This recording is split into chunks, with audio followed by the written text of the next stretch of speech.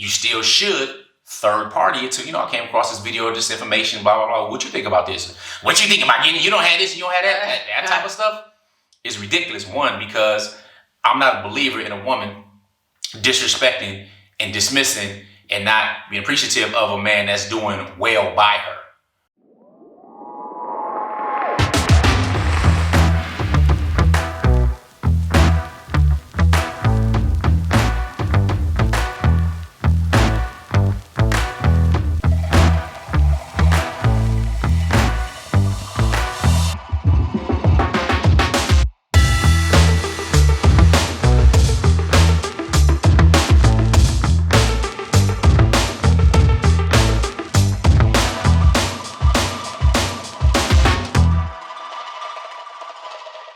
I'm 20, just had a baby, and I'm like, this fool. And I was just like, I'm like, my baby ain't even warm yet. And it was just like, oh, I'll marry her. But my grandma told me, you married a 19-year-old. This is proud. And he was a very mature 19-year-old and said that. And I was like, oh, a threat already. That's the way I heard it.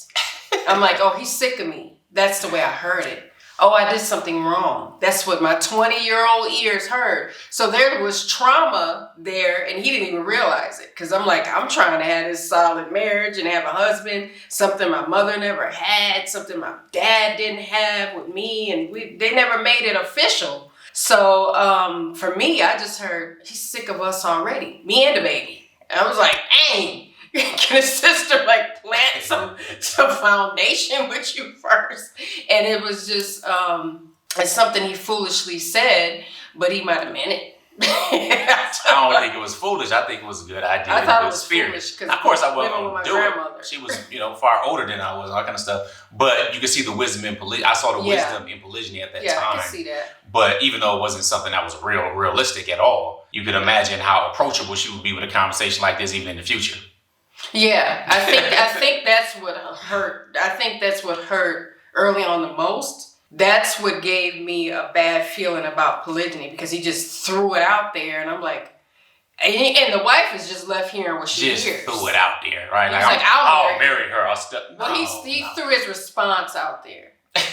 I said the information. He threw the response out there instead of saying anything too much after that, because I was on him after that. He had no room to, don't come telling me that I didn't have a baby that you finna marry somebody. I mean, it just was the immaturity of the 20-year-old me, but at the same time, there's so much that I wanted for our family first beforehand. But see, those are the things that I didn't talk about. So then you don't, so then, and here, let's get these comments together because they go, oh, she's making excuses for him. You doggone right, I'm making excuses for him. That's what I'm supposed to do to a certain degree, and he's supposed to do that for me. We're Muslim, we practice Islam. So it's not my job to say, to find hurtful things in what he said to me. That's not my job. My job is to go, okay, why was that said? What did he mean? Where is the love in what he said? Because there's still he didn't say he was going to drop me and the baby and that's it. I'm done with this marriage.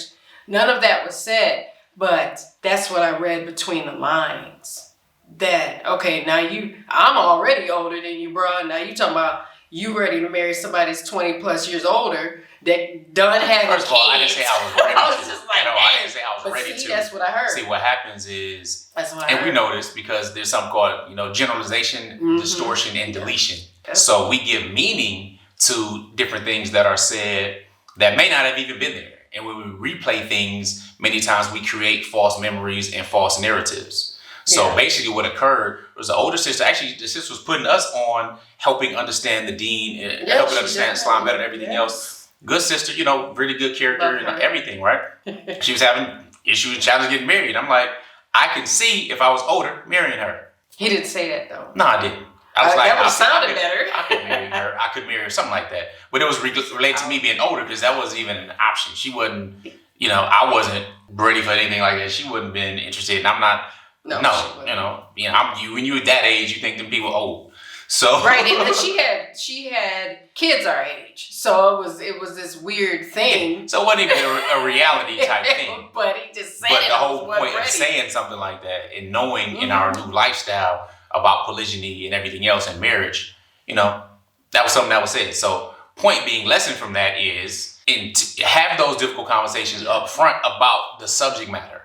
So if you want to introduce it, look at our channel, blame it on us, whatever it may be, that doesn't matter. Get a third party to say something, but have those conversations up front. Yeah. All right, and try to do it where you are expressing it to the point as a husband, but at the same time, you have to be open, and also don't do it if she's not going to be approachable about it and it's going to cause extra drama and trauma in your relationship, because it wouldn't be worth it at that time. However, you still should third party it to, I came across this video, this information, blah, blah, blah. What you think about this? What you think about getting, you don't have this, you don't have that? That type of stuff is ridiculous. One, because I'm not a believer in a woman disrespecting and dismissing and not being appreciative of a man that's doing well by her.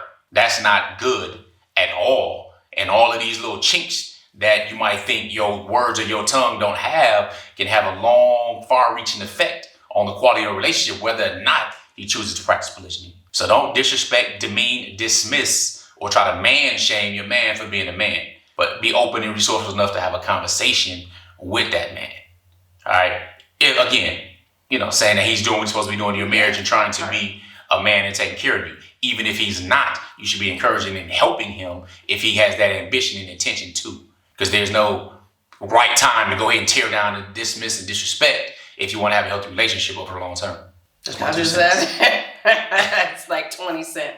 But he's right.